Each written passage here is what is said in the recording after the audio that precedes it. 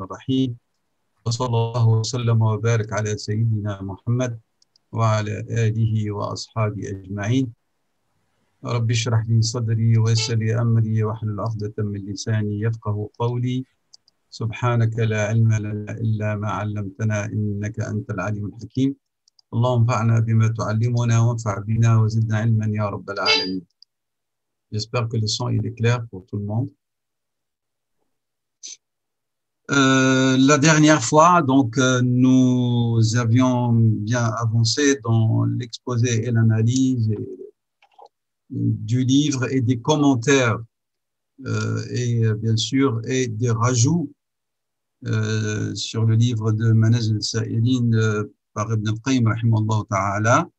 Et notre station, celle du cœur dans son cheminement vers Allah subhanahu wa ta'ala, que nous avions commencé à étudier, était Manzilatul Khushu', le recueillement, et c'est la 11e station.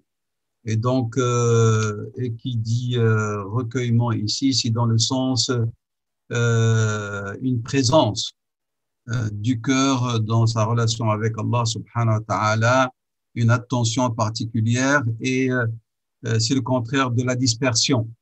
ولذلك تجميع القلب جمع القلب على الله سبحانه وتعالى. Donc, nous avions dépassé la définition habituelle du recueillement qui, dès que nous l'entendions, on parle de concentration dans la prière pour aller plus loin vers d'autres étendues proposées par l'imam al-Harawi et l'imam Ibn al-Qayyim rahimahullah ta'ala. Et nous nous sommes arrêtés à cette citation d'Ibn al-Qayyim, je pense, et de ce qu'avait dit Ibn Qudama aussi, rahimahullah, concernant la manière dont de réussir ce deuxième degré daraja thaniya du khushu', du recueillement, lorsqu'il nous a dit dans la dernière partie de ce deuxième degré, qawluhu wa ru'yatu dhu fadli kulli dhi fadlin alayka, et que nous nous sommes arrêtés pour bien insister que lorsque les gens se conduisent avec respect à ton égard, que tu ne considères pas comme un droit acquis et que tu réclames, et que et même lorsque les gens se comportent de telle manière à ton égard, ne dis pas de toute façon c'est tout à fait normal, c'est ce qu'ils doivent avoir comme attitude et comportement vis-à-vis de ma personne. C'est pour ça que nous avions cité des positions de certains pieux parmi la Ummah et vertueux, comme celui de Mansour ibn al-Mu'tamir, rahimahullah. Qu'est-ce qu'il avait dit lorsque quelqu'un lui le sert et lui présente un verre d'eau, et nous avions vu même comment Rasulullah sallallahu alayhi wa sallam se comportait lorsque quelqu'un lui rendait service ou l'accueillait avec respect, comment Sayyidina Muhammad sallallahu alayhi wa sallam lui rendait. Pourquoi? Parce qu'il partait du principe sallallahu alayhi wa sallam man la yashkur an-nas la yashkur Allah,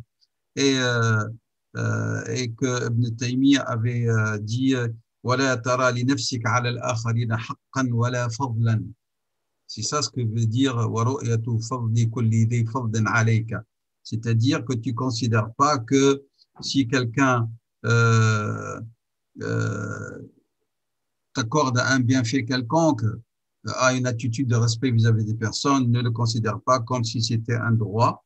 Et même que nous avions vu comment Ibn Qudama rahimahullah a insisté que, en disant que si un enseignant donne cours à ses étudiants, qu'ils sachent que leurs droits sont plus importants et supérieurs aux siens. Pourquoi? Parce qu'ils se sont confiés à lui, ils ont confié leur esprit, leur cœur, et donc tu vas influencer leur manière d'être, leur manière de penser à travers le savoir que tu vas leur inculquer et ta manière d'être. C'est pour ça que tu as plus de devoirs vis-à-vis d'eux que le contraire. Et nous avions parlé de Ali ibn al-Hussein radiyallahu anhuma. Tout cela pour, en vérité, ramener la personne à un état de modestie et de ne pas se considérer meilleur que les autres. Et tout cela est en relation avec le cœur, en vérité, qui ne doit pas être un cœur qui réclame sans cesse et qui se considère meilleur que les autres, mais plutôt un cœur euh, qui doit être en paix avec les autres, qui ne blâme pas, qui ne réclame pas, qui ne spécule pas, mais avec beaucoup de surveillance, d'autosurveillance, de quoi? De la présence d'Allah subhanahu wa ta'ala, et qu'en vérité, dans ses relations humaines, il ne traite pas avec les hommes, mais il traite plutôt avec le Seigneur des hommes. C'est ça, en vérité, ce qui a été voulu dire. Donc, la dernière partie, c'est qawluhu tansim wa nasim al-fana'i, et nous avions insisté que le terme ici, al-fana, le néant, ce n'est pas dans le sens mystique, mais c'est plutôt pour dire qu'en vérité, tout ce qu'il réussit à faire et tout ce qu'il arrive à faire, les mérites reviennent à Dieu, subhanahu wa ta'ala, avant tout, qui par son assistance permet aux serviteurs d'agir dans le bon sens. Donc, فهو لا ينظر إلى العمل الذي عمله ولكن نظره إلى من؟ إلى الله سبحانه وتعالى الذي بتوفيقه أعانه على تحقيق ذلك العمل وعلى إنجازه.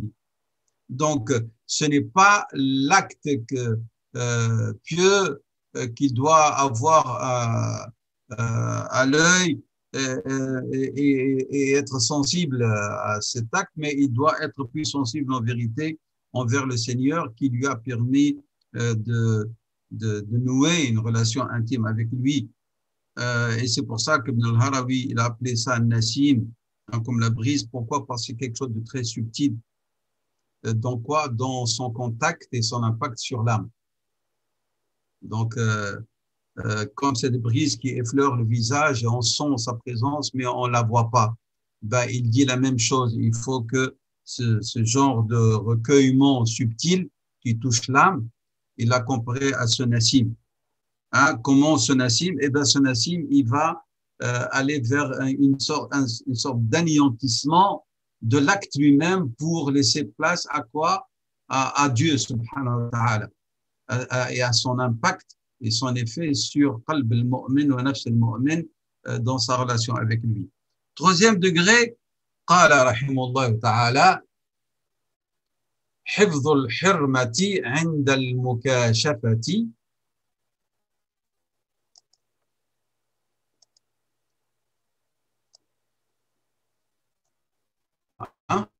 et وتصفية الوقت من مراءاة الخلق, nous sommes ici, وتجريد رؤية الفضل. هذا كلام كبير, c'est une parole qui, masha'Allah, qui contient des secrets et beaucoup de subtilité. Et donc, ça, c'est kalam al-Harawi. قوله حفظ الحرمة عند المكاشفة. Ici. Il voulait dire que l'être humain, l'insan, s'il réussit à atteindre le degré de la dévotion, l'ibad, alors il y a un danger, c'est qu'il va se comporter avec où il risque de tomber dans un état de réjouissance, un ensemble. Nous n'accusons pas la personne maintenant d'orgueil ni d'égoïsme, mais قد يسقط في نوع من il l'appelait ici Ibn al-Qayyim al-Basti wal-Idlal. C'est-à-dire, il dit, Masha'Allah, je suis arrivé, donc il va se comporter avec une familiarité avec Dieu, avec familiarité avec Allah subhanahu wa ta'ala. Et donc, comme par exemple, il dit, moi, je suis arrivé à de la dévotion et de, entre guillemets, de cette proximité, donc Dieu ne me punira jamais. Hein? pour lui, il a atteint le degré vraiment supérieur qui fait que il se sent dans un état où il ne doit pas s'inquiéter ni se soucier. Euh, et alors, c'est comme si l'imam al-Harawi, Ibn al-Qayyim, rahimahullah, explique que le serviteur al-Harif, qui connaît vraiment Dieu, il doit maîtriser son nafs pour qu'elle ne tombe pas dans cet état de réjouissance et oublie qu'elle doit garder dans sa relation avec Dieu. Dieu, il est Allah, le Seigneur, la divinité, et que lui, il demeure, il restera toujours le serviteur qui est sous la tutelle et la volonté de Dieu, et qu'Allah subhanahu wa ta'ala est capable, et il connaît subhanahu wa ta'ala sirra wa akhfa, de l'égarer. Et donc, il doit garder cette attitude de quoi? D'humilité, même s'il est arrivé à ce degré de spiritualité et de dévotion, il ne doit jamais se défaire de l'humilité, de la soumission, parce qu'il dit, ceci est un état nécessaire pour ceux qui prétendent avoir atteint le degré du dévoilement, c'est-à-dire d'une relation intime où il y a certaines choses qui se sont dévoilées à lui sur le plan de la spiritualité. Raison de plus que ces personnes-là doivent garder cet état d'humilité et de crainte qu'ils ne se voient privés de ce que Dieu leur a accordé, subhanahu wa ta'ala. Et pour être sûr qu'ils ne perdent pas cet état, ils doivent toujours être vigilants. Il dit ici, ils doivent être toujours vigilants. Il faut qu'il ait peur. Il doit avoir peur aussi de ne pas tomber dans des comportements qui sont faux et qui non sont non conformes à la spiritualité. Il faut que cet état de recueillement préserve quoi? Al-hirmatu.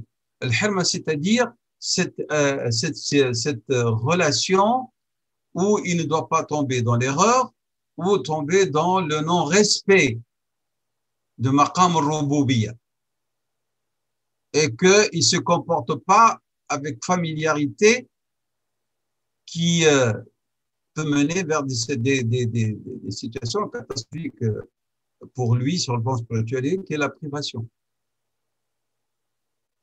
Prenons un exemple simple sur l'échelle humaine. Un professeur qui est tellement gentil, respectueux de ses élèves, qui est toujours à leur écoute. Certains des élèves vont considérer cela comme un enclin de la part du professeur qui doit toujours faire en sorte qu'on va toujours respecter ce professeur malgré sa bonté, sa gentillesse, sa proximité. Certains d'autres, ils vont aller tomber dans la familiarité jusqu'à dépasser les bornes du respect et les limites du respect, même dans les attitudes. Et ça, c'est très dangereux. Ça peut couper. Ça peut même venir vers des comportements où il y aura du manque du respect. Et donc, al-arif billah la yansa maqam Allah. Il doit jamais oublier mahma wasala anna hunaka maqam al-hirma al-ilahiyya, et que cela ne doit pas lui permettre d'avoir cette familiarité dangereuse. ولذلك, on voit Rasulullah sallam, celui qui connaît Dieu le plus, eh ben c'est lui sallallahu alayhi wa sallam qui le craignait le plus. Avec toute sa connaissance de la miséricorde, de la bonté infinie de Dieu, il n'a jamais perdu de vue que Dieu subhanahu wa ta'ala doit être craint. Parce qu'il est Allah. Wallahu fis samawati wa fil ard. C'est pas On ne traite pas avec l'ordinaire. C'est clair? Donc, ceci doit, donc, il doit être attentif. Et donc, il doit être toujours dans un état de khushu', de recueillement, selon la définition du recueillement que nous avions vu. Hein? Yahfadhu, qui préserve al-hurmata, hurmatullah, maqamullah, hein? Le statut de Dieu, subhanahu wa ta'ala. Et donc, lorsqu'on a toujours en vue le statut d'Allah subhanahu wa ta'ala, on évite toute familiarité qui risque de faire tomber tout ce dévoilement, cette mukashafa, et تجعل الإنسان ربما يخطئ في حق الله تعالى فيحرم. Alors, le conséquence sera la privation. قوله وأما تصفية الوقت من مراءات الخلق. J'ai quelque chose là qui est sur le texte, je ne sais pas pourquoi application partagée qui vient déranger le texte. Donc, وأما قوله وتصفية الوقت من مراءات الخلق. Il dit ce qui est voulu, c'est pas il doit préserver son temps de quoi? De l'ostentation. Il dit فليس فلا يريد به أن يصفي وقته عن الرياء. Le sens, c'est pas que la personne qui atteint ce 3e degré, elle doit veiller à préserver son temps d'un agir dangereux qui est celui de l'ostentation. Pourquoi? Parce qu'il dit, parce que les gens qui ont atteint ce 3e degré, ce sont des gens qui ont atteint quand même un summum dans la spiritualité, et nous n'allons pas, personne d'entre nous ne veut douter d'eux et les accuser de cela. Alors, il veut dire quoi alors? Il veut dire أنه يخفي أحواله على الخلق جهده كخشوعه وذله وانكساره لئلا يراها الناس فيعجبه اطلاعهم عليها ورؤيتهم لها فيفسد عليه وقته وقلبه وحاله مع الله. C'est-à-dire, أصحاب هذه الدرجة, Ibn al-Qayyim dit, ce sont des gens qui se sont libérés au niveau du comportement de leur cœur d'un méfait comme celui de l'ostentation. Ça, c'est un. Ces gens, ils doivent se préserver de quoi? D'autre chose.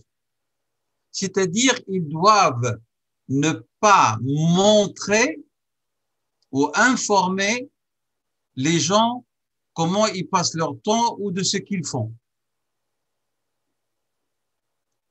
Nous avons des exemples de cela. L'imam Malik, rahimahullah, lorsqu'il lisait le Coran et que quelqu'un venait, il couvrait le Coran. Pour qu'on ne dise pas, on est en train de trouver l'imam Malik qui le Coran.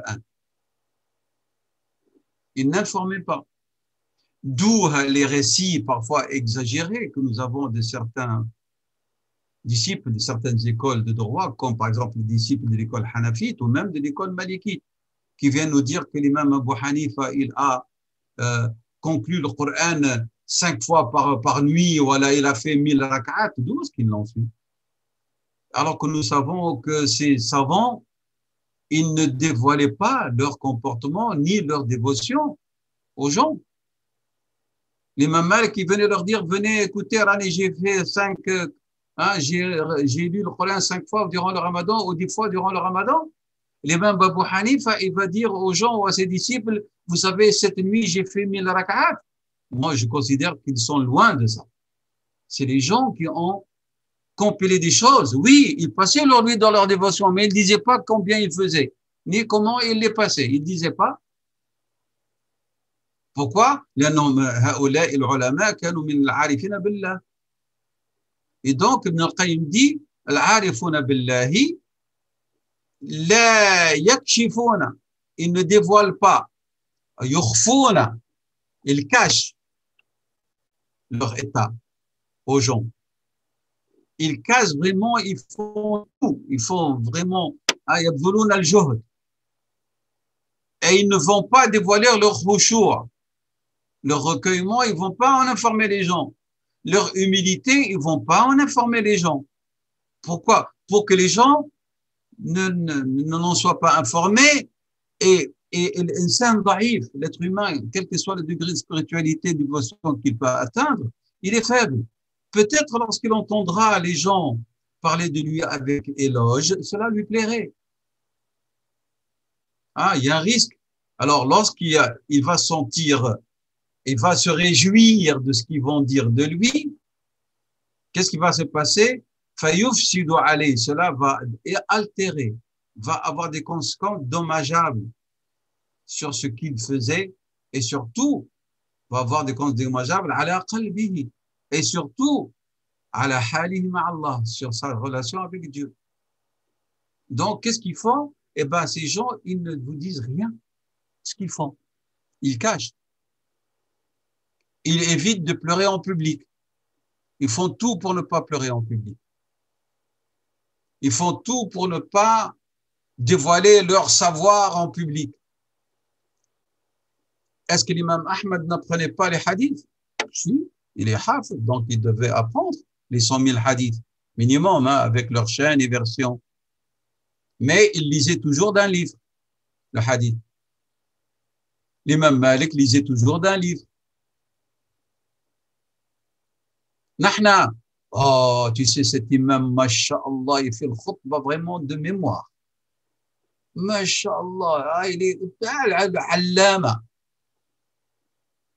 L'imam Malik n'était pas allama, l'imam Abu Hanifa n'était pas allama, l'imam Ahmed n'était pas allama. Pourquoi ils utilisaient le livre? Premièrement, pour être sûr que ce qu'ils disaient était correct et qu'ils n'attribuaient pas à Rasulullah sallam un texte qui est erroné ou faux, et deuxièmement, par modestie.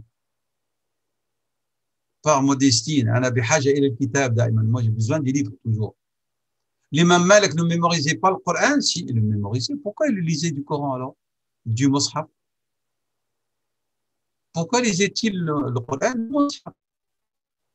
Par humilité et pour avoir la récompense du regard porté sur le Coran aussi.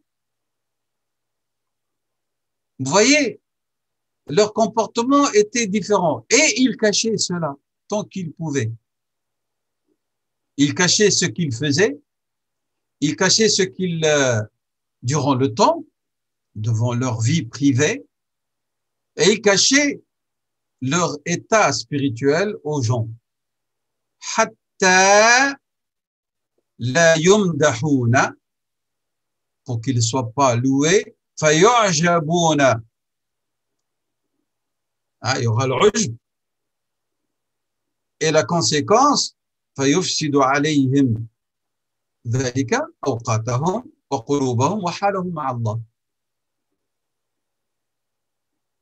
Alors, les salihin ne divulguent rien. Les salihin, vous le voyez dans la mosquée, ils sont des gens ordinaires. Ils font la prière comme tout le monde et ils font pas ils font pas des gestes qui informent de leur humilité et ils se tiennent pas dans des états d'humilité et d'inkissar durant la prière, ce que Sayyidina Omar punissait ceux qui le faisaient. Et lorsqu'ils sont chez eux dans l'intimité, c'est une autre relation, c'est une autre manière de se comporter. C'est clair. Donc, هذا مقام كبير, هذا مقام de ceux qui sont conscients de pourquoi, parce qu'ils savent que ils ont leur relation et leur temps et leur dévotion est adressée à Allah subhanahu wa ta'ala. Ils ne veulent pas que entaché par un quelconque sentiment qui risque de les anéantir en fin de compte. قوله وتجريد رؤية الفضل, c'est que malgré qu'il se comporte ainsi. تصفية الوقت من مراعاة الخلق حفظ الحرمة عند المكاشفة. Ils vont tout après, malgré que leur attitude, ils font cela, hein, c'est-à-dire ne pas tomber dans un état de familiarité avec Dieu malgré leur statut, les statuts qu'ils ont atteints dans la dévotion et dans le dévoilement de certaines spiritualités, secrets spirituels intimes et propres. Ils ne dévient pas. Deuxièmement, ils font tout pour cacher ce qu'ils font et comment ils occupent leur temps à la création. Malgré ça, ils se soucient que tout cela, toutes ces deux attitudes qui les accompagnent, ils le dirigent avec exclusivité vers Allah. Et ils voient que tout le mérite revient à Allah seul et non pas à eux. C'est-à-dire la réussite de cette première partie dans l'attitude du cœur et du nafs, et la réussite dans la deuxième attitude du cœur et du nafs, ils ne le ramènent pas à leur propre personne, mais ils disent, eh ben, tout cela, al-fadl ya'udu ila Allah. Les bienfaits et le mérite revient à Dieu subhanahu wa ta'ala. أن الفضل والإحسان كله من الله عز وجل. C'est lui, subhanahu wa ta'ala, le donateur, c'est lui le bienfaiteur. C'est lui qui a accordé à son serviteur pieux et vertueux ce degré. Donc, il n'oublie jamais Dieu. ولذلك, on voit que tous les prophètes et messagers toujours ramènent tous les mérites à Allah subhanahu wa ta'ala. قل إن الفضل بيد الله. Dieu nous apprend, hein. Il nous dit, dites, إن الفضل بيد الله. مش الفضل à moi, ma force physique ou à ma mujahada, à mon effort spirituel. Al-fadl, c'est pas grâce à, qui revient à ma dévotion. Non, al-fadl kulluhu lillah. Et Dieu subhanahu wa ta'ala nous a appris aussi à dire wa ma tawfiqiya illa billah. L'assistante, toute l'assistante, elle vient de Dieu subhanahu wa ta'ala.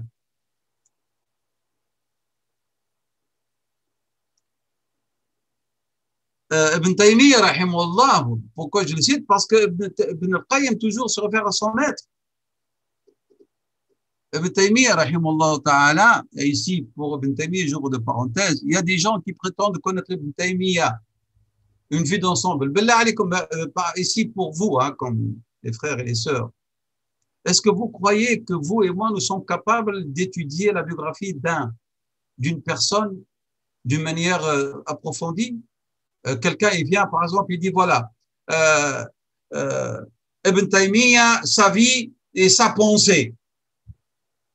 Si vous dites sa pensée, c'est-à-dire vous avez lu tous ses œuvres. Et à partir d'une lecture approfondie des œuvres et des avis, des opinions citées, vous pouvez. Est-ce qu'il y a quelqu'un qui a fait ce travail? Jamais. Alors, normalement, tous ces livres que nous voyons sur le marché, ils doivent être un aperçu à travers la biographie et la lecture de certains passages de tel ouvrage ou de deux ou trois ouvrages.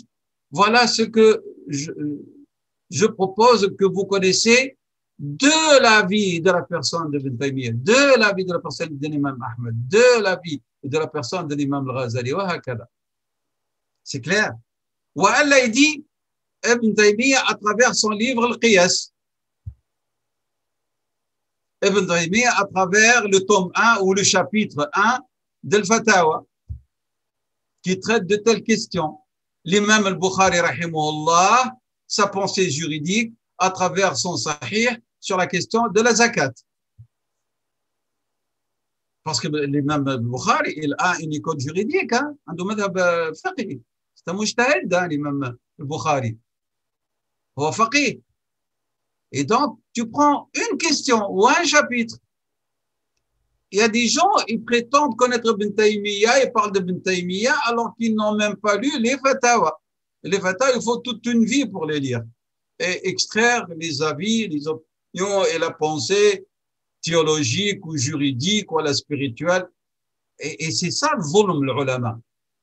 ظلم العلماء هو أن تأتي بحكم شمولي وأنت لم تدرس حياة العالم أو الشيخ أو الإنسان دراسة معمقة وإنما هو حكم شمولي.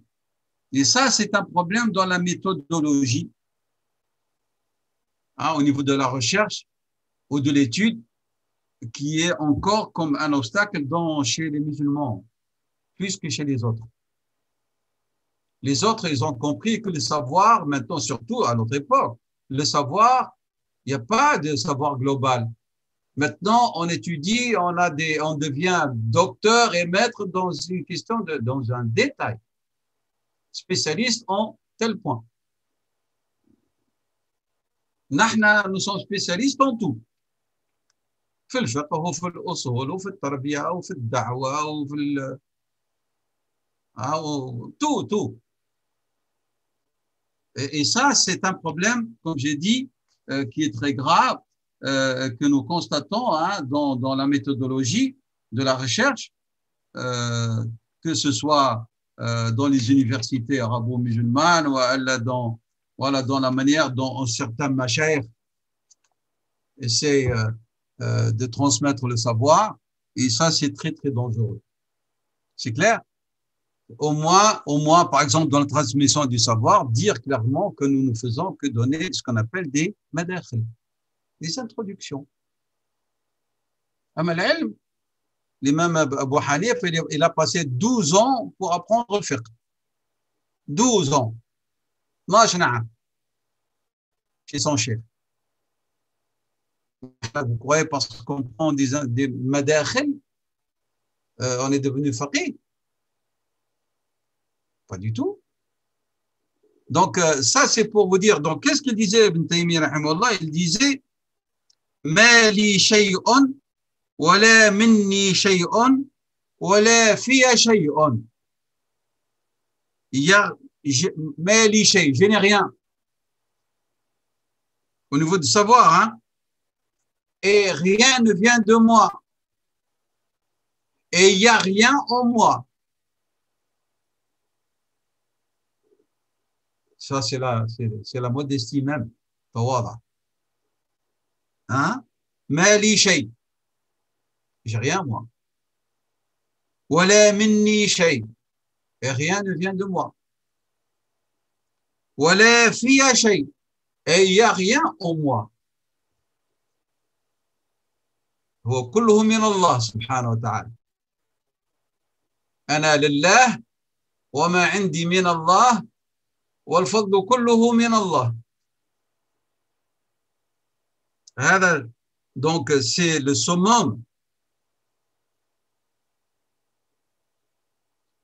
Et lorsque quelqu'un lui faisait de l'éloge en sa présence, il disait Wallahi inni ila al-ana ujaddidu islami.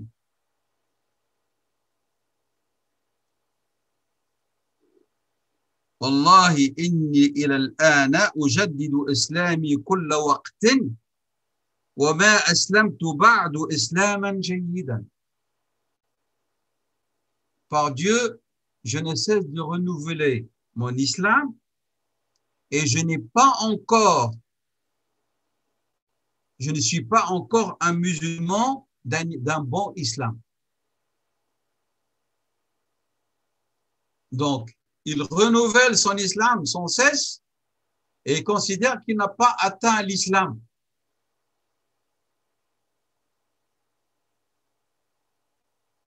Voilà, qu'est-ce que nous disons de nous, les pauvres?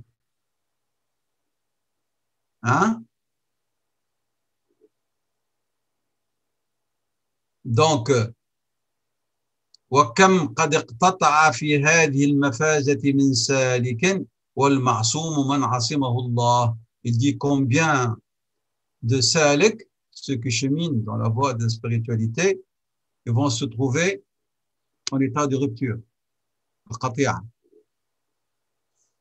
Et en vérité, le préservé, c'est celui qu'Allah préserve. فَلَا شَيْءَ أَنْفَعَ, il n'y a pas meilleur et plus utile pour le véridique que de s'identifier à quelque chose d'extraordinaire. C'est-à-dire de prendre comme identité ce qu'il vient de dire. Al-maskana, de toujours se sentir dépendant et mesquine, indigent, hein, et toujours humble devant Dieu.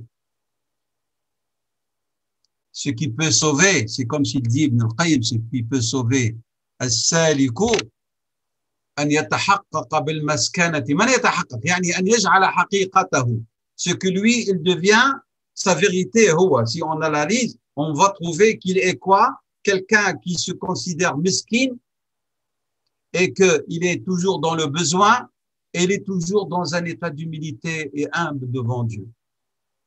وأنه لا شيء, et il n'est rien. وأنه لا شيء, il n'est rien.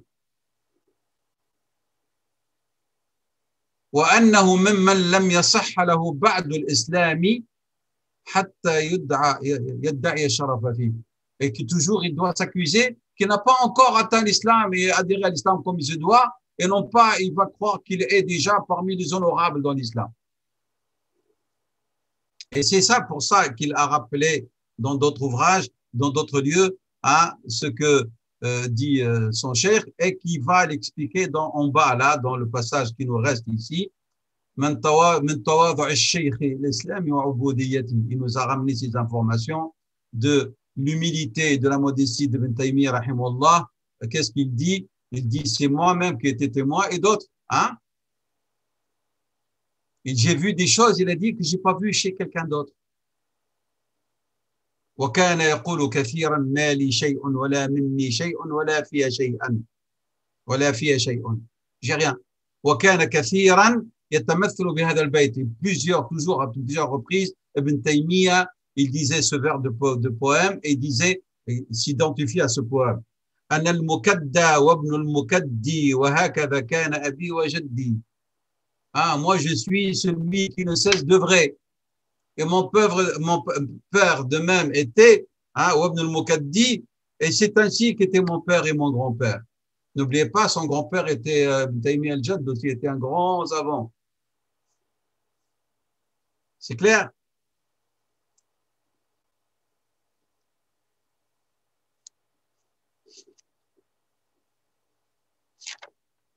Bien.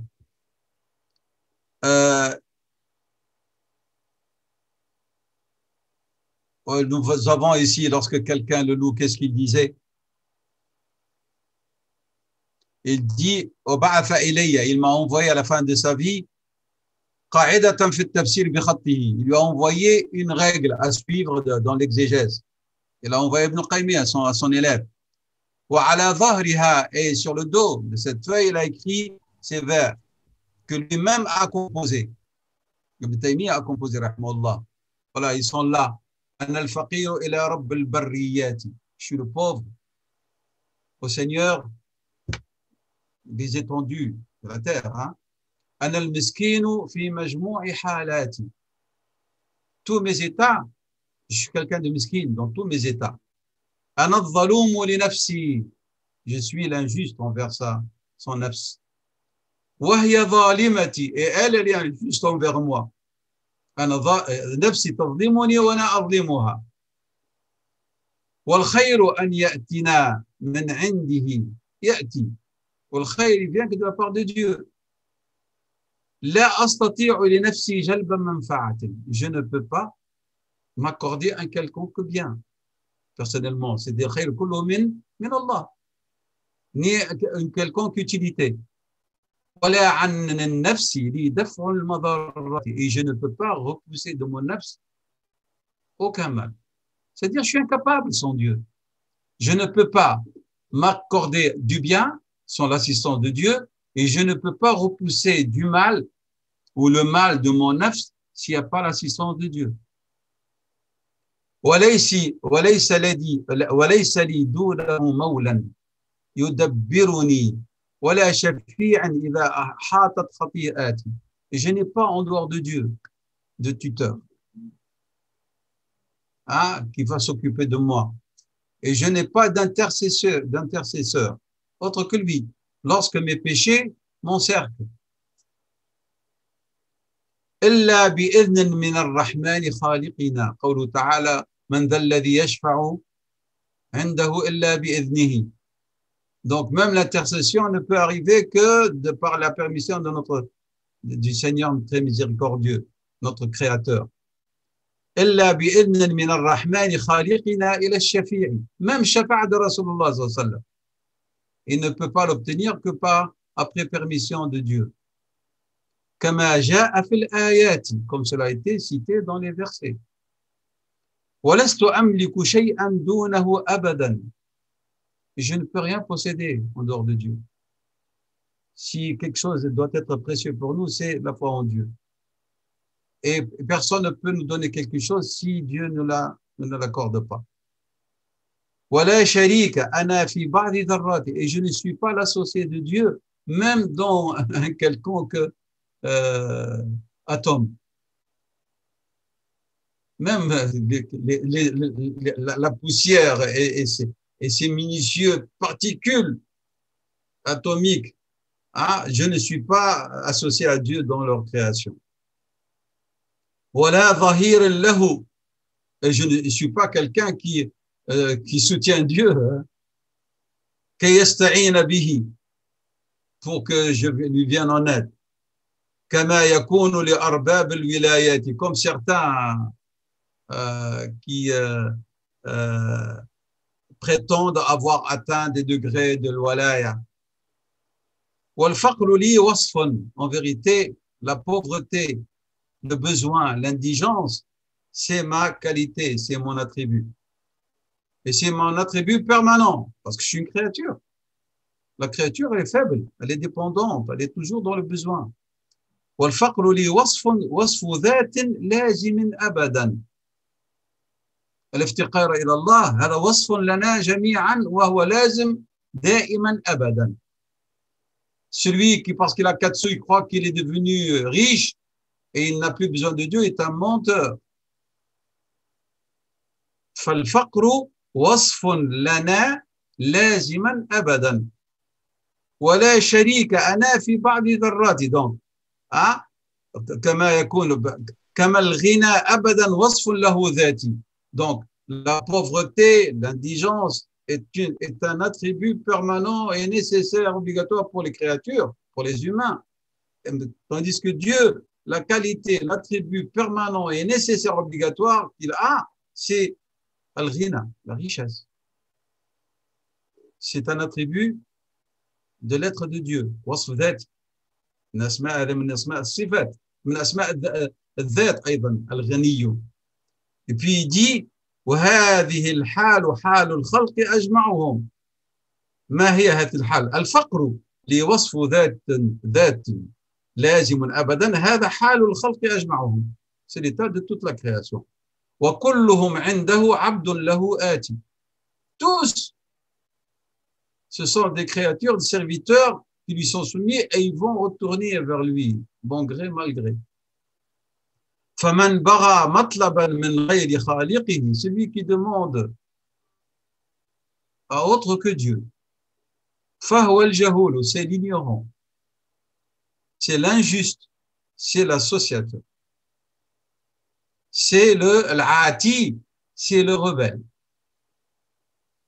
Donc celui qui يطلب آخر غير الله الخالق فهو الجهول الظلوم المشرك العاتي. والحمد لله ملء الكون أجمعه ما كان منه وما من بعد قد يأتي. Donc الحمد لله ملء الكون, الحمد لله عدد خلقه يعني الكون كله. ما كان منه, ce que existe et ce qui existera, ce qui viendra après. C'est-à-dire hamdun lima mil al-kawni wa ma sayati. من بعد هذا الملأ لله سبحانه وتعالى. هذه الأبيات, c'est très rare hein, que nous voyons des vers de poèmes de Ibn Taymiyyah lui-même. C'est lui qui les a composés, rahimahullah ta'ala. C'est de la spiritualité. C'est ça la spiritualité. Où on loue qui? La louange est adressée à qui? À Allah subhanahu wa ta'ala. Vous allez me dire, mais pourquoi il ne cite pas le prophète? Parce que l'Arifin, c'est Dieu avant tout. Sayyidina Muhammad sallallahu alayhi wa sallam, Allah qabla kulli shay. Ceux qui sont venus après, ils oublient Dieu et ils s'occupent de Rasulallah sallallahu alayhi wa sallam plus que de Dieu. C'est une grave erreur. فضل رسول الله نعم ثابت ولكن فضل الله أولى وأثبت.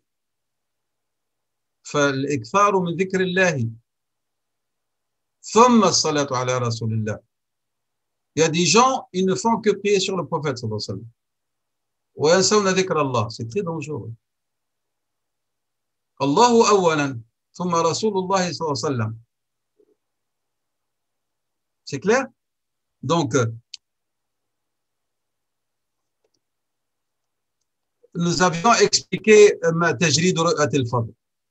Ici, c'est un chapitre que Ibn al-Qayyim rahimahullah va nous réserver pour une question juridique. وهي الخشوع في الصلاة. Concernant le recueillement. Et donc, il a posé certaines questions. Je vais les aborder vraiment avec des grands résumés. Je ne vais pas entrer dans les détails. Alors, les questions sont posées comme suit. قال رحمه الله تعالى فإن قيل ما تقولون في صلاة من عدم الخشوع هل يعتد بها أم لا? Que dites-vous d'une prière où il y a absence de recueillement? Est-ce que c'est une prière valide ou non? Et donc, il rapporte que Allah subhanahu wa ta'ala a fait l'éloge de ceux qui sont recueillis dans leur prière. Et nous citons ici, ce qu'il a cité lui-même, les versets de la sourate Al-Mu'minun, قَدْ أَفْلَحَ الْمُؤْمِنُونَ الَّذِينَ هُمْ فِي صَلَاتِهِمْ خَاشِعُونَ. Puis la question, الاعتداء بها في الثواب فلا يعتد بها إلا بما عقل وخشع فيها لربه. Donc, la réponse qui nous apporte Ibn al-Qayyim rapidement, la prière, elle est valide du point de vue forme. La validité, من حيث الحركات, hein, du point de vue forme. Mais il dit, elle n'est pas considérée valide de point de vue récompense espérée. Et donc, elle n'accordera pas à celui qui l'a exécuté la récompense espérée que dans les limites de ce qu'il a réussi à acquérir comme recueillement. S'il a eu le recueillement pendant une rak'at, ce sera la récompense pour la rak'at, du recueillement de la rak'at. Donc, il dit ici, فَلَا يَعْتَدُّ لَهُ فِيهَا إِلَّا بِمَا عَقِلَ مِنْهَا وَخَشَعَ فِيهَا لِرَبِّهِ. Donc, il aura la récompense de ce qu'il a été conscient d'accomplir et de ce qu'il a réussi à avoir comme recueillement à son Seigneur durant son exécution. Mais si les 4 rak'at, il était absent, ben, il n'y aura pas de récompense des 4 rak'at. Point de vue thawab al-khushu'. C'est clair? فإذا يقول هو يعتد بها شكلا ولا يعتد بها ثوابا. Pourquoi? Parce qu'إذا فقد القلب الخشوع بالكلية بطلت الصلاة إجماعا. Et donc, si la personne, durant sa prière, vraiment, le recueillement était absent catégoriquement, il nous dit, Ibn Qayyim, l'unanimité que cette prière, elle est invalide. C'est-à-dire, il fait les 4 rak'at, mais il ne se rappelle pas ce qu'il a fait, ce qu'il a dit. Si nous rajoutons l'attitude où la personne est en train de se balader son regard partout pendant la prière, en tournant la tête dans toutes les directions, فهذه صلاة إجماعاً باطلة. Et nous voyons beaucoup de gens comme ça. Pendant la prière, ils suivent du regard celui qui rentre ou celui qui sort.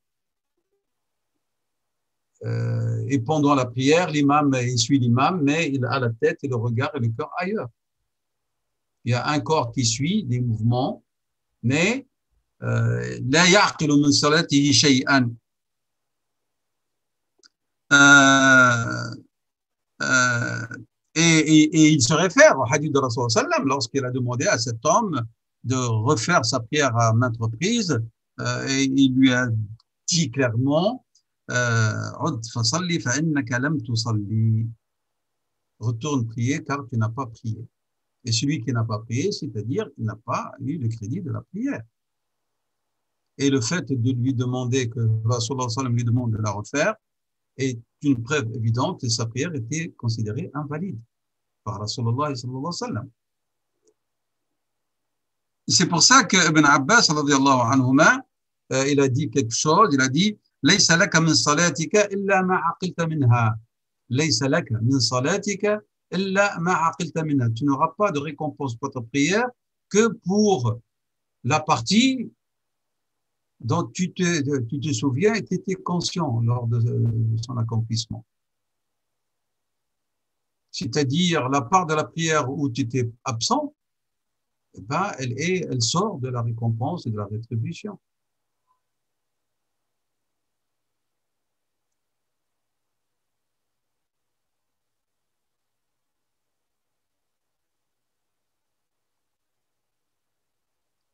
Il nous cite le hadith de l'imam Ahmed dans le Musnad, مرفوع إن العبد لا يصلي الصلاة ولم يكتب له إلا نصفها أو ثلثها أو ربعها حتى بلغ عشورها. Le serviteur, il s'acquitte de la prière, hein, et Dieu ne lui accordera comme rétribution que la moitié, la récompense pour la moitié de la prière. Et pour d'autres, Dieu leur accordera que la récompense pour le tiers de la prière. Et d'autres, Dieu ne leur accordera que la récompense pour le 1/4 de la prière accomplie. Et d'autres, il dit, et le prophète sallallahu alayhi wa sallam a commencé à diminuer jusqu'à dire, il y en a certains, Dieu ne leur accordera que le 1/10 de la prière. Donc, فَمَا عَقِلْتَ مِنْ صَلَاتِكَ سَتُؤْجَرُ عَلَيْهِ. Ce dont tu te souviens et tu étais présent par ton cœur lors de l'exécution, c'est cette partie-là dont tu auras la récompense.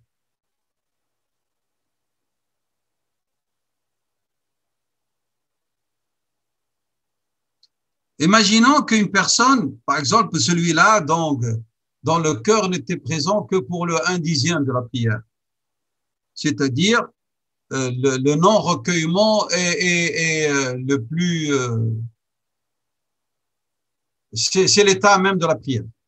C'est-à-dire, le recueillement était presque absent. Et il n'y a eu qu'un moment, un laps de temps très court, et que cette prière est-elle considérée valide.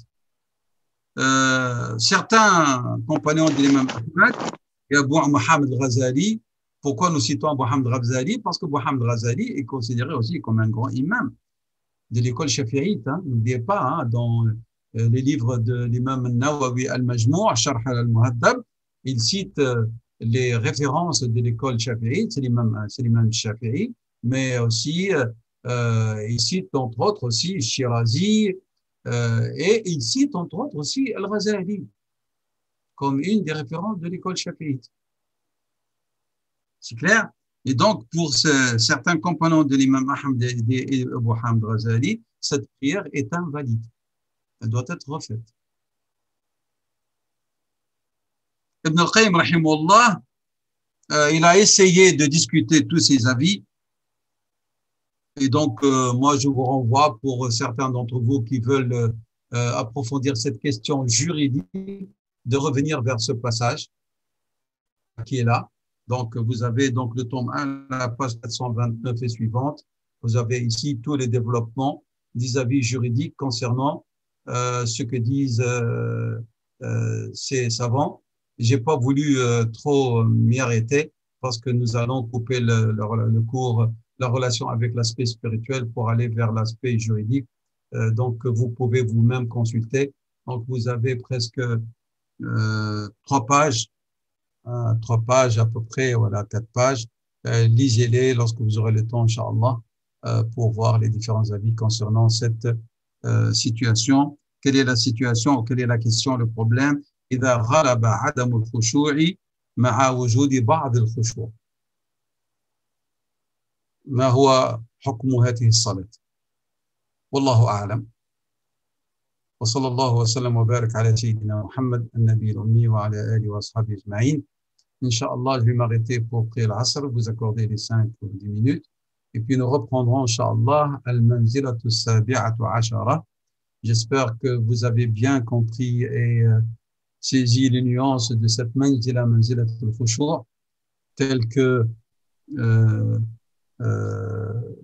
a compris et voulait nous transmettre l'imam Al-Harawi, cette question de recueillement d'attention et de non-éparpillement du cœur dans l'accomplissement des œuvres de dévotion et non pas exclusivement que la prière.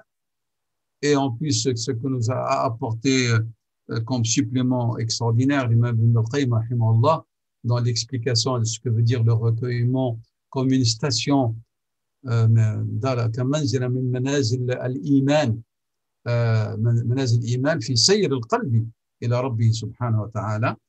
Et donc, nous commencerons après avec la manzila suivante, manzilatul ikhbat, c'est-à-dire c'est la station d'humilité avec apaisement et sérénité du cœur. Donc, c'est al-mukhbit. Nous allons, Inch'Allah, faire une introduction, une très belle introduction, comme Ibn al-Qayyim nous propose, et qui est assez longue, hein, de ce que veut dire l'ikhbat. Et puis, Inch'Allah, nous passerons au questionnement à la fin de cette séance. Wa barakallahu fikum et à tout à l'heure. Assalamu alaikum wa rahmatullah. أعوذ بالله من الشيطان الرجيم بسم الله الرحمن الرحيم والصلاة والسلام على خاتم الأنبياء المرسلين سيدنا محمد صلى الله عليه وعلى آله وأصحابه أجمعين رب اشرح لي صدري ويسر لي أمري واحلل عقدة من لساني يفقه قولي. المنزلة السابعة عشرة الإخبات.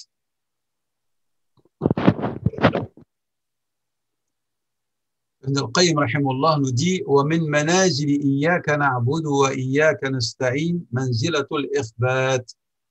Parmi les stations de إياك نعبد وإياك نستعين, la station de al-Ikhbat. Al-Ikhbat, moi j'ai essayé de la traduire par le sens, c'est l'humilité avec paix, avec apaisement, c'est-à-dire en fin de compte c'est la sérénité du cœur. Hein? C'est le cœur qui vibre et qui est bouleversé, qui est dans un état d'émotion, mais c'est une émotion qui n'est pas un bouleversement qui engendre panique ou quoi, non, c'est un bouleversement émotionnel dans un sens positif, où cela donne lieu à une paix, à une sérénité, à un apaisement. C'est-à-dire, c'est comme si, c'est une introduction que nous allons, par laquelle nous commencerons, Inch'Allah, et dans laquelle nous reprendrons tout ce que Ibn al-Qayyim nous dit dans ces pages d'introduction. C'est comme si on nous dit, celui qui chemine vers Allah subhanahu wa ta'ala et qui évolue d'une manzila à une autre, d'un maqam imani à un autre maqam imani, c'est comme s'il s'agit en vérité de stations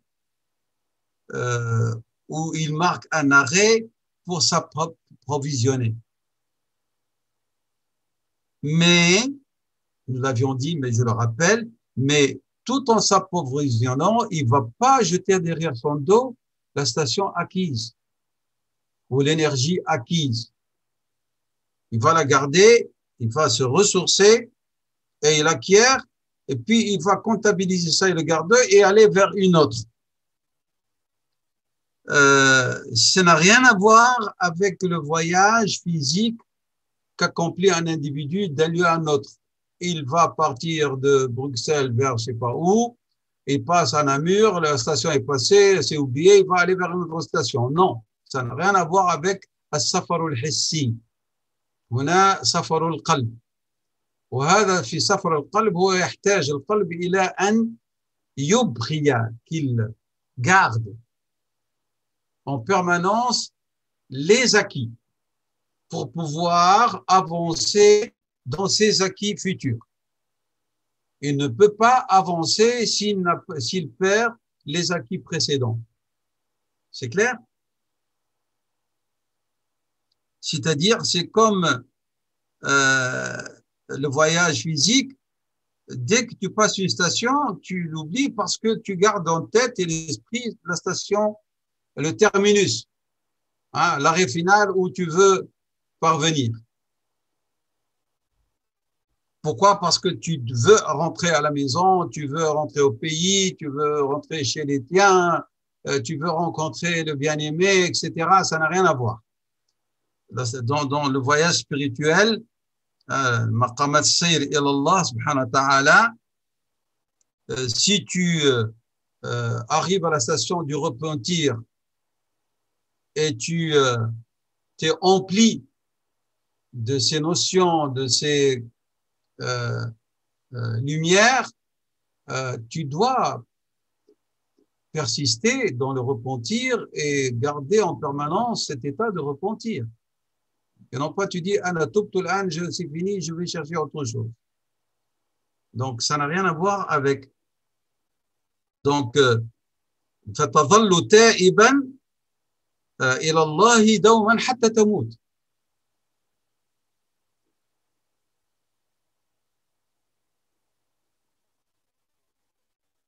Et nous l'avons cela, par exemple, dans قوله تعالى في سورة النصر فسبح بحمد ربك واستغفره إنه كان توابا. التسبيح والحمد, mais toujours en étant repentant. Tu gardes cela. Et Sayyidina Muhammad sallallahu alayhi wa sallam, Dieu lui a révélé ce verset après toute une longue vie de jihad, de da'wa, de dévotion. Rasulullah sallam n'a pas, il n'a pas perdu ses acquis, mais il les a gardés en sa compagnie jusqu'à sa mort. Du point de vue usul, on dit فإنه استصحب ذلك حتى الموت. الاستصحاب. فالرسول صلى الله عليه وسلم ما زال حتى آخر لحظة من حياته مستصحبا لكل المقامات صلى الله عليه وسلم. Tu as besoin, j'ai besoin que l'on se juge soi-même jusqu'à notre mort. المحاسبة لا تنتهي. فنحن مطالبون بمحاسبة أنفسنا حتى نلقى ربنا. Donc on doit s'auto-juger jusqu'à la rencontre du Seigneur. C'est pas quelque chose de passager. هذه المنزلة منزلة الإخبات, elle est toute proche de la manzila du recueillement précédente que nous avions analysée et exposée. Mais elle est plus profonde que la station du recueillement. هي أعمق من منزلة الخشوع الإخبات. Comme nous avons donné une définition, rappelez-vous que le recueillement, c'est le recueillement du cœur, le recueillement des membres dans leur soumission à Allah subhanahu wa ta'ala. C'est clair, vous vous rappelez de cela? Lorsque lorsque le cœur va descendre dans la station de l'Ikhbat, c'est-à-dire après avoir acquis le recueillement du cœur, le recueillement des membres, eh ben, tu vas facilement avoir accès à cette station, état de quoi? De sérénité, d'apaisement, de paix. Où ton cœur, il est en état d'émotion. Parce que dans son souvenir, dans son vécu avec Allah subhanahu wa ta'ala.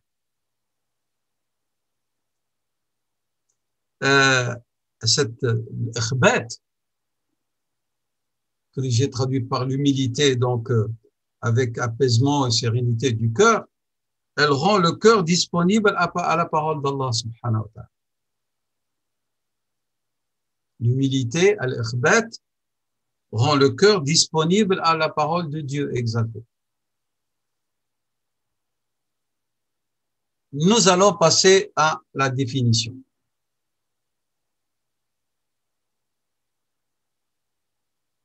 Vous avez ici, Ibn al-Qayyim nous dit al-khabtu dans la langue, huwa al-makan al-munkhafid min al-ard. Point de vue langue, al-khabtu, c'est l'endroit qui est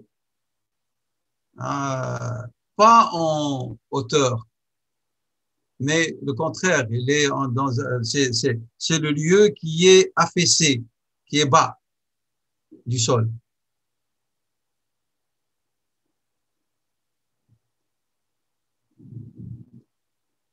وبه فسر ابن عباس رضي الله عنهما وقتادة لفظ المخبتين. Et donc, c'est ce sens linguistique qui va être utilisé par Ibn Abbas et Qatada, radiallahu anhu wa rahimahullah ta'ala, pour nous expliquer le terme al-mukhbitin dans le Coran.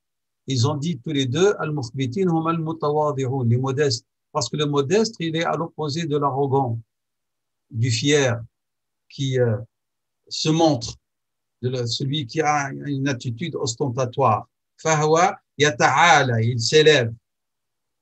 بينما المتواضع il s'affaisse, il essaie se comporter d'une manière où il y a de l'humilité. فهو يهبط نحو الأسفل حتى لا يرائي, pour qu'il n'ait pas un comportement qualifié par la vanité et l'ostentation. Et Mujahid a dit al-mukhbitu huwa al-mutma'in, celui qui est dans un état de sérénité. Et donc al-mukhbitu, il a dit, donc c'est le makan al-mutma'in, c'est l'endroit où il n'y a pas d'affaissement, où il n'y a pas d'élévation, mais qui est vraiment bien plat, bien nivelé du sol. Et pour l'akhfash, al-mukhbitun hum al-khashi'un, le recueilli. Et Ibn Rahim al-Nakha'i a dit al-mukhbitun, ce sont les prieurs sincères. Et Al-Kalbi a dit ce sont les prieurs dont les cœurs sont sensibles. Et Amr ibn Aus a dit ce sont ceux qui ne se comportent pas en injuste envers les autres.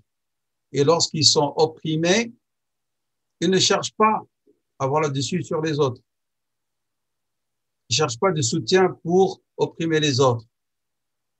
Et vous voyez, tous ces sens qui ont été proposés tournent autour du sens de la modestie, de la quiétude, de as-sukun ilallah, de l'humilité devant Dieu. C'est pour ça il dit qu'il est transitif avec la particule ila. Et alors, lorsque ce verbe est transitif avec ila, il donne le lieu au sens de quoi? De tuma'nina, de la quiétude. Wal-inabatu was-sukunu ila Allah. L'inaba, le retour vers Dieu, et le fait de laisser les choses entre les mains de Dieu et de se sentir en état de sérénité. Face quoi? Face au décret de Dieu, à la volonté de Dieu. C'est clair? Donc, pour Ibn al-Qayyim, rahimahullah, bien que ce terme est un terme coranique, et il fait partie des termes légaux. Il a été cité, il a été évoqué dans la sourate al-Hajj et dans la sourate Hud. Mais cette manzila est une des manzila rares. On trouve ceux qui vont développer ces significations où on réussit à nous donner idée sur l'essence même, ce que veut dire al-ikhbat. C'est clair?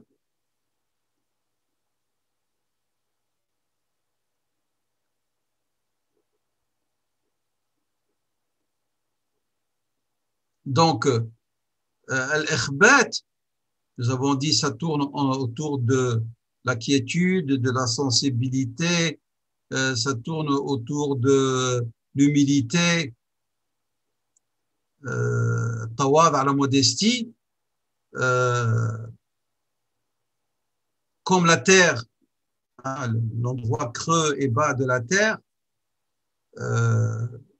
qui signifie qu'il y a tawada, mais en même temps, ils disent que cet endroit qui est affaissé et creux, c'est un lieu qui peut aussi servir de rassembler l'eau pour qu'elle ne se perde pas.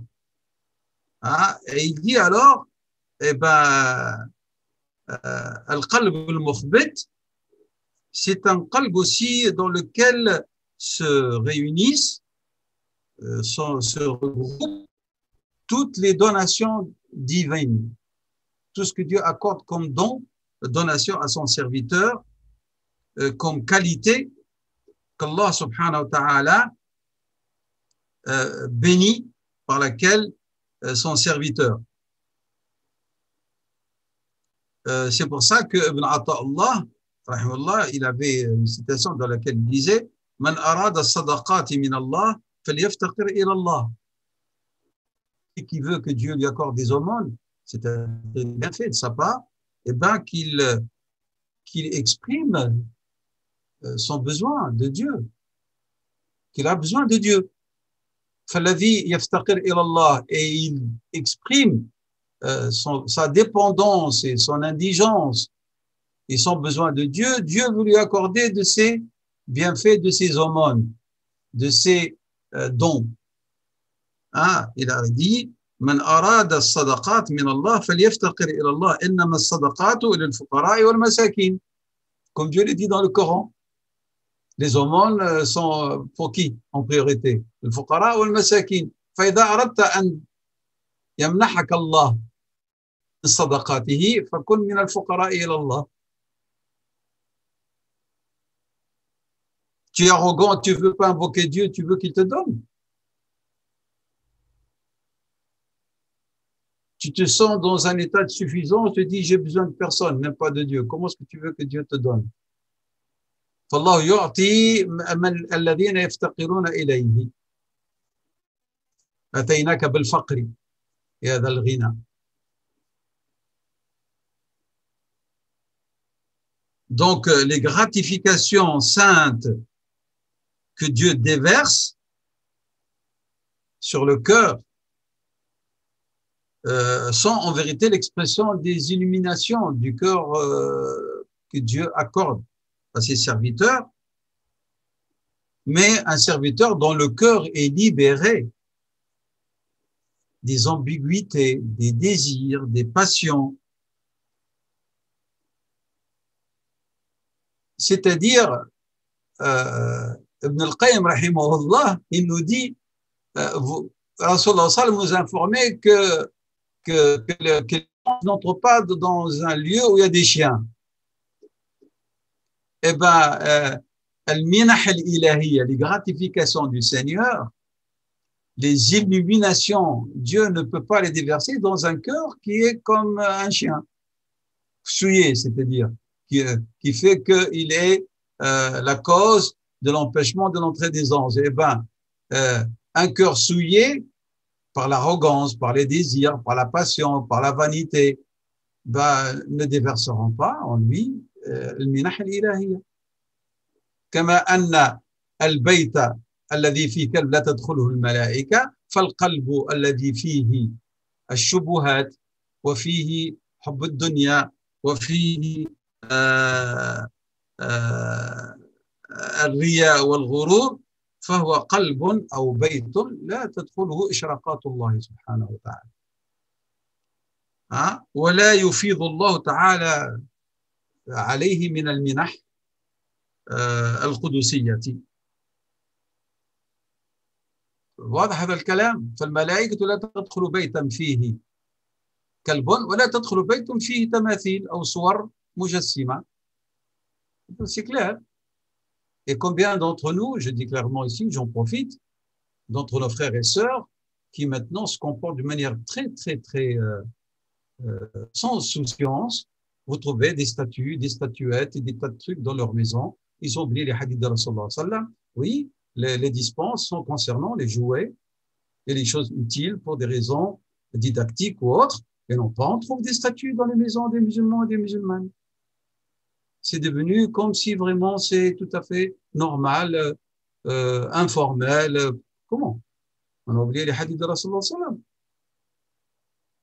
Le chien, on a dit, le chien, oui, on peut l'élever dans les jardins avec le respect, l'entretien et tout, et la protection de la chaleur et du froid, et sans manquer de nourriture. On peut jouer avec, on peut le sortir, on peut, mais il ne dort pas sur le lit familial, il ne mange pas à la table. Quand la ligne, ça c'est l'islam, plaise ou ça déplaise. Oui, l'art. Mais l'art figuratif ne fait pas partie de l'islam, que vous le désirez ou non. Il n'y a pas de divergence sur cette question. Nous ne sommes pas des chiites, nous. Les jouets des enfants, oui, mais les jouets, il ne faut pas acheter des jouets de valeur et les mettre sur l'armoire comme décoration de peur que l'enfant le casse. Alors, vous valorisez ce jouet, donc il devient interdit. On achète une poupée qui fait 2 mètres, on empêche la fille de jouer avec et on la laisse mettre sur l'armoire pour qu'elle ne casse pas. Ben, c'est haram. Sa présence est interdite à la maison. Il faut que l'enfant joue avec, il la casse, il la défigure, il la maquille et il la rend handicapée d'un pied ou d'un bras, on s'en fout. Mais on achète puis on empêche l'enfant de jouer parce que ça a de la valeur. Ben, alors on est tombé dans le haram. Donc voilà, donc il faut qu'on cadre nos comportements et nos attitudes, on ne se laisse pas aller. Nous vivons dans une société, oui, multiculturelle, confessionnelle, mais ça n'empêche, lorsqu'on passe auprès des statues, on dit dans notre cœur, on ne s'arrête pas, on dit, oh, comme c'est beau, et on prend des photos. Alors là, c'est-à-dire, les hadiths de Rasul sallam n'ont plus de valeur. Et donc, Ibn al-Qayyim dit clairement, il dit, كما أن البيت الذي فيه كلب وصورة الصورة bien sûr selon comment ce que chacun l'explique mais moi j'ai donné ici la position de la majorité يعني الصورة التي ينقصها روحه même si c'est fait à la main mais elle est en relief لا يدخله الملائكة فقال فإن القلب الذي فيه الفتن والشبهات فإنه لن يفيض الله تعالى عليه من المنح القدسية والإشراقات الربانية. C'est clair cette introduction. Je n'ai pas encore terminé. Et donc, قال صاحب المنازل. Toujours, on est en train d'expliquer ce que dit l'Ikhbat. قال صاحب المنازل رحمه الله تعالى هو من أول مقامات الطمأنينة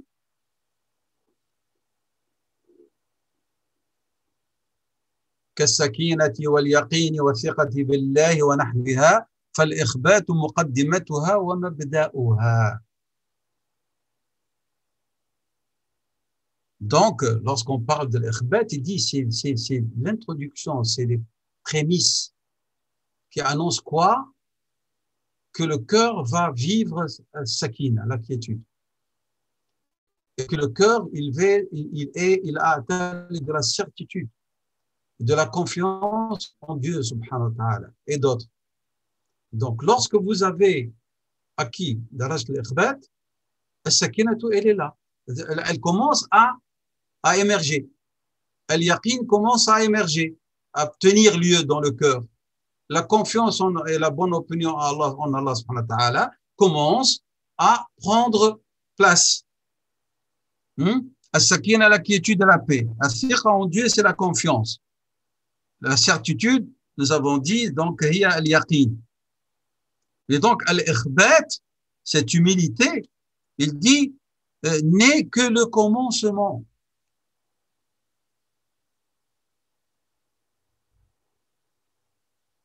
قال وهو من. Donc il explique ici rahimahullah وهو ورود المأمن من الرجوع والتردد.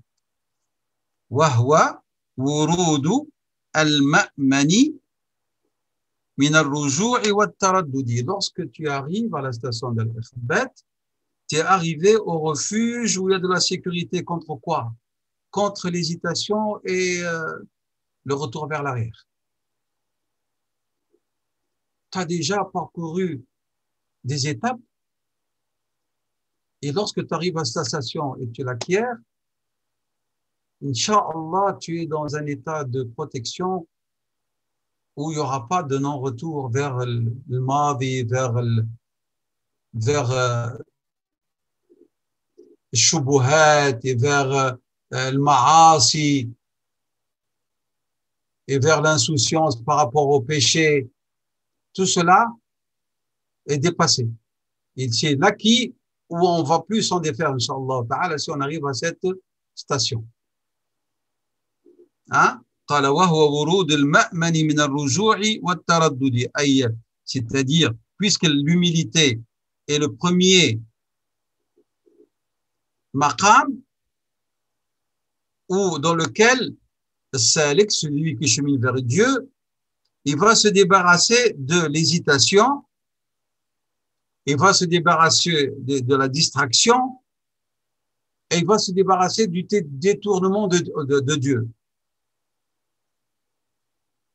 C'est extraordinaire. Vous imaginez votre cœur, il a acquis et pour lui, il n'y a plus d'hésitation, il n'y a plus il va se détourner d'Allah subhanahu wa ta'ala. C'est fini pour lui. Wijhatuhu Allah. Et il est vraiment toujours vigilant. Il a réussi à se libérer de la distraction. C'est normal, c'est normal que donc ce maqam est un maqam extraordinaire. Et Ibn al-Qayyim, rahimahullah, en résumé, je dis ce qu'il a exprimé ici, c'est-à-dire tout ce passage que vous voyez là, je vais essayer de l'expliquer avec mes mots. Donc, قال لما كان الإخبات أول مقام يتخلص فيه السالك من التردد, c'est ce que je viens de dire, الذي هو نوع من الغفلة وإعراض, il dit السالك مسافر إلى ربه. Ben oui, ça on ne cesse de le dire. Celui qui chemine, en vérité, et qui a pris décision de marcher avec son cœur, من مقام إلى مقام, من منزلة إلى منزلة, هو يسير إلى الله. Alors, il dit ici, et c'est ça qui est important parce que ça répond à beaucoup de questions de certaines sœurs qui ont posé cette question. Quand est-ce qu'on va atteindre ça? Il a dit, Mada anfasihi. C'est-à-dire, il se mit vers Dieu tout le long de sa vie. C'est pas on a walid sheikh, walid wali, c'est fini. Mais non. Il y a des gens, ils deviennent sheikh et demain, ils deviennent des mécréants. Il perd tout ce qu'il a reçu. Par la pénétration de l'kibr dans son cœur, shirk al-khafi, et il le détourne complètement de Dieu, c'est fini, il perd tout. Donc, il dit لا ينتهي مسيره إليه ما دام نفسه أو نفسه تصحبه. Tant que il y a un soupir qui accompagne son existence, eh ben, il ne cesse pas de cheminer vers Dieu. هو دائما في السير ودائما يسير إلى الله تعالى. Donc, Ibn al-Qayyim, il compare le fait d'acquérir cet état de la station de l'humilité, de la quiétude, comme l'eau de source, comme l'eau pure de source, où va s'abreuver un assoiffé qui n'a pas goûté d'eau depuis longtemps. C'est-à-dire, il n'est pas allé boire alors qu'il n'avait pas besoin d'eau. Il n'est pas allé boire alors que l'eau, il venait de boire il y a une demi-heure ou 15 minutes ou une heure. Non, non, imaginez l'état de celui qui n'a pas goûté à l'eau. Et puis, il va se trouver devant une source pure. comment est-ce qu'il va s'y abreuver? Premièrement, il va accorder de l'importance à cette eau. Et deuxièmement, la manière dont il va s'abreuver et sentir les bienfaits de cette ni'ma.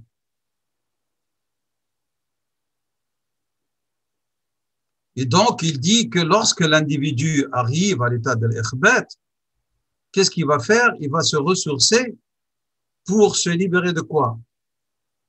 De toutes les hésitations. Parce que l'hésitation est un obstacle, est un min al-qawata wal mawana qui va l'empêcher de continuer et de parfaire son voyage. L'hésitation ne peut pas vous permettre d'avancer. Vous allez rester à faire du surplace, si ce n'est pas régresser, si ce n'est pas peut-être même se détourner. Et donc, il dit ici, donc, هذا الماء سيزيل عنه التردد وخاطر الرجوع.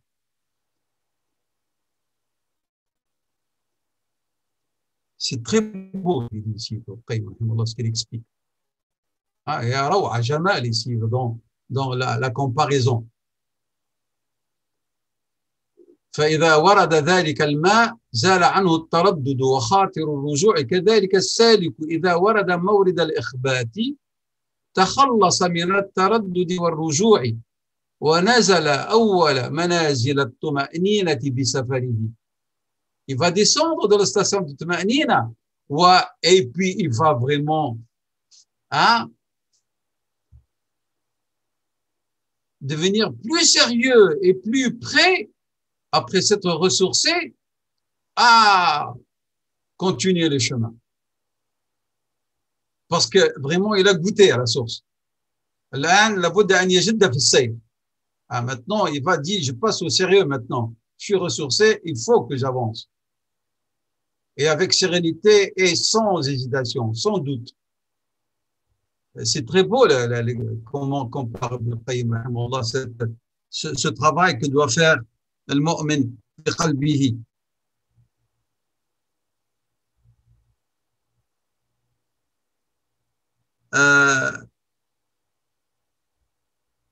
Si on veut parler de l'ikhbat, il n'y a pas plus explicite, plus éloquent, plus beau dans l'exposé que la parole de Dieu en la matière.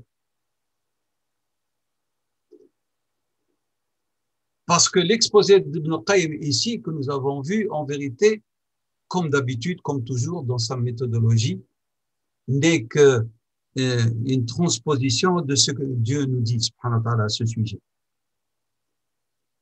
Parce que Dieu, subhanahu wa ta'ala, nous a dit qui sont les mukhbitin. Quelle est l'essence même de l'ikhbat? Et quelles sont leurs caractéristiques, ces mukhbitin? Il a dit, subhanahu wa ta'ala, dans la sourate al-Hajj, وبشر المخبتين الذين إذا ذكر الله وجلت قلوبهم والصابرين على ما أصابهم والمقيم الصلاة ومما رزقناهم ينفقون. C'est ça le mukhbitin. Il n'a pas parlé ici de ceux qui pratiquent la prière. Non, non. Il dit ce sont ceux-là le mukhbitin. Hein? Annonce la bonne nouvelle aux mukhbitin. Qui sont-ils, ya Rabbi? Ceux, إذا ذكر الله وجلت قلوبهم, ceux qui, الصابرين على ما أصابهم, qui sont-ils encore, ya Rabbi? والمقيم الصلاة, qui sont-ils encore? ومما رزقناهم ينفقون, surat al-Hajj, les versets 34 et 35. Dieu dit, annonce pleine félicité ou la bonne nouvelle aux humbles, c'est-à-dire ceux qui sont dans un état d'humilité et de sérénité et de quiétude. D'entre vous, à ceux-là, dont les cœurs s'émeuvent à la seule évocation d'Allah, qui sont constants face à l'épreuve, assidus à la prière, prêts à consacrer à l'aumône une partie des biens qu'ils tiennent de nos largesses. Et vous voyez que Dieu a attribué que les biens que nous possédons, en vérité, sont un don de la part de Dieu, subhanahu wa ta'ala. Idhan, en vérité, toutes les significations et tous les sens qui sont en relation avec la notion de l'ikhbat tournent autour de deux sens, en vérité, principaux. La modestie et la quiétude. La paix.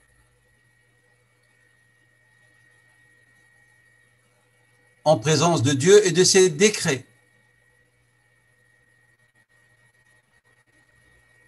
Modestie, grande modestie avec apaisement. Douceur dans le cœur. C'est le sens إِذَا ذُكِرَ اللَّهُ وَجِلَتْ قُلُوبُهُمْ. Ceux dont les cœurs s'émeuvent à la seule évocation d'Allah.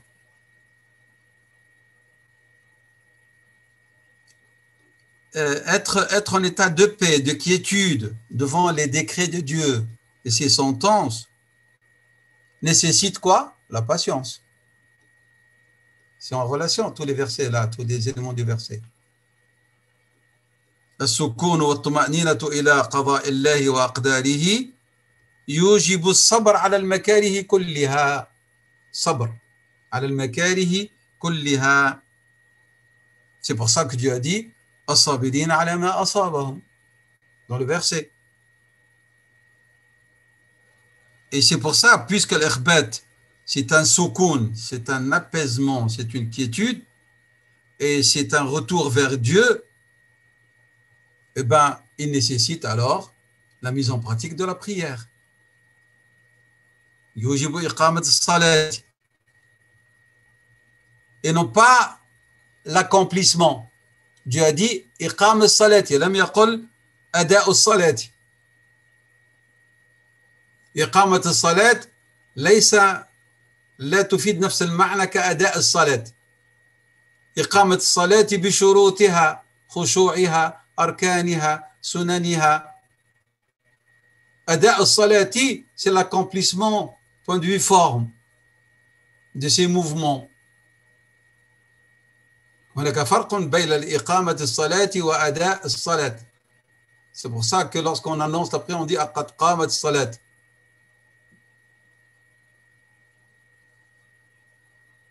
C'est pour ça que Dieu dit subhanahu wa ta'ala والمقيم الصلاة, et il n'a pas dit والمؤدي الصلاة. Chaque mot a sa place, hein? C'est voulu par Allah subhanahu wa ta'ala. لحكمة بالغة. Parce que l'accomplissement de la prière, tout le monde sait le faire. Tout le monde. Point de vue fort. Mais iqamat al-salat, dans sa vérité, dans son essence, avec la présence du cœur, et qui doit être recueilli, évocation de ses significations, respect de ses piliers, connaissance de sa finalité, هذا لا يقدر عليه إلا المخبتون. Seuls les mukhbitin qui peuvent l'accomplir de cette manière-là. نحن نتحارب مع أنفسنا حتى لا نكون من مؤدي الصلاة ونسعى أن نكون من مقيم الصلاة.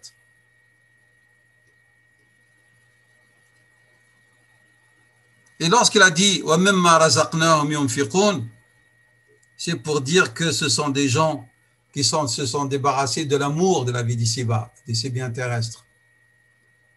Ils sont capables de s'en défaire pour Dieu, subhanahu wa ta'ala. Et ils savent, sans aucun doute, que les biens dont ils disposent sont des dons et des gratifications du Seigneur. C'est pour ça que Dieu, subhanahu wa ta'ala, a dit وَمِمَّا رَزَقْنَاهُمْ, ce que nous leur avons accordé, ce dont nous leur avons pourvu, et non pas c'est eux qui disent nous avons gagné cela par notre propre effort. L'ikhbat, donc, comme vous voyez ici, à travers ce verset uniquement, il nous paraît, donc, c'est un ma'na murakkab.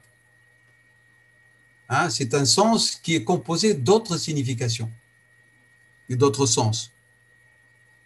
Mais le sens principal de l'ikhbat, c'est at-taslim ila Allah ta'ala. C'est vraiment de se soumettre et de s'en remettre à Dieu subhanahu wa ta'ala. C'est d'écrire à sa volonté en toute confiance et sérénité et dans la paix et l'apaisement et la quiétude. C'est-à-dire l'absence de panique, ce qui n'est pas notre qualité.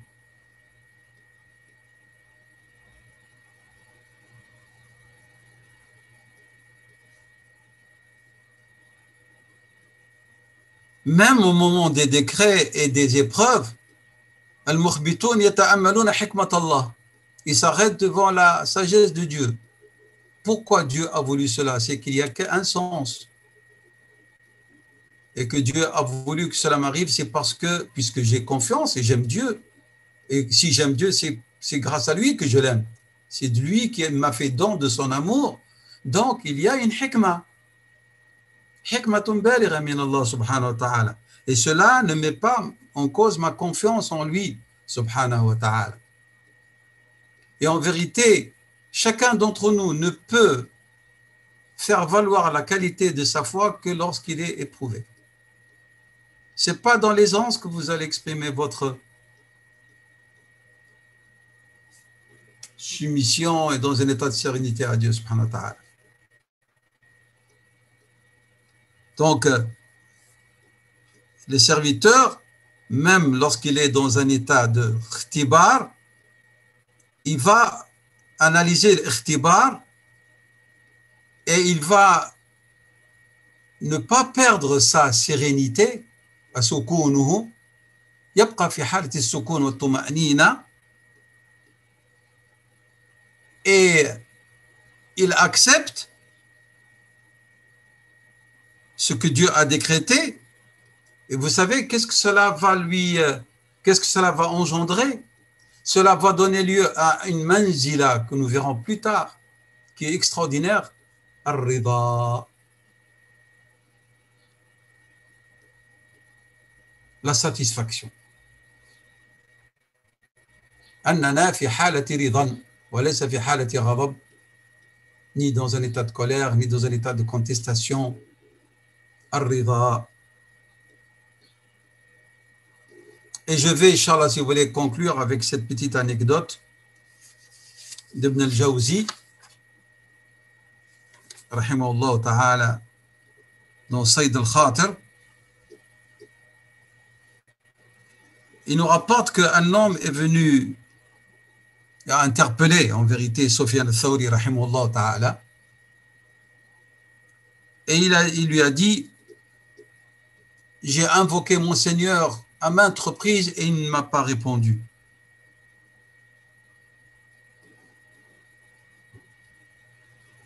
Il lui dit: je lui ai demandé une boutique et je n'ai pas cessé de l'invoquer pour qu'il me l'accorde nuit et jour.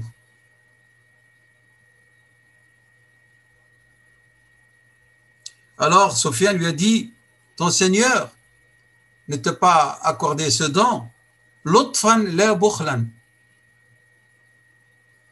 Allahumma na'aka hadha ad-dukkan lutfan la bukhlan. C'est par bienveillance et non pas par avarice qu'il ne te l'a pas accordé.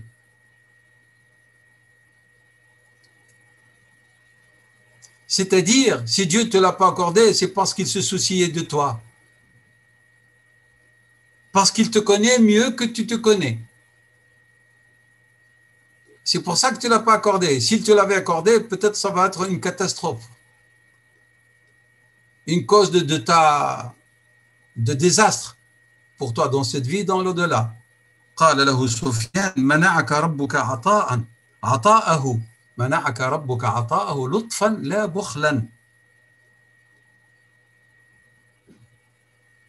Alors Ibn al-Jawzi dit, cela veut dire qu'ici Dieu subhanahu wa ta'ala ne t'accorde pas une donation, c'est parce qu'il est tellement bienveillant envers son serviteur et qu'il le préserve d'un malheur. Ça, c'est de la citation. Maintenant, une remarque.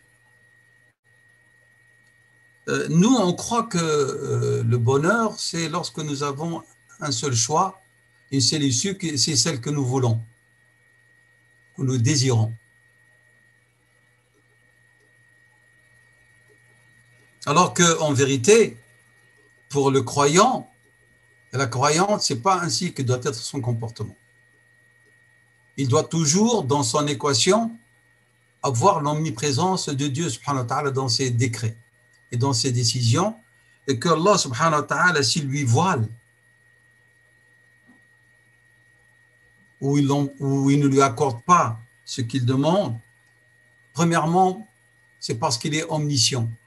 Et dans sa science ancienne, il sait ce qui est le plus utile à son serviteur.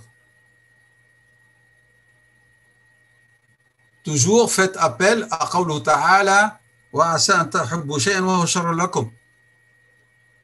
Toujours faites appel lorsque vous êtes devant des privations. Qawlu ta'ala wallahu ya'lamu wa antum la ta'lamun. Et c'est pour ça qu'on a appris l'invocation de Rasulullah sallallahu alayhi wa sallam. Alhamdulillah alladhi la yuhmadu ala makruhin siwa. Alhamdulillah alladhi la yuhmadu ala makruhin siwa.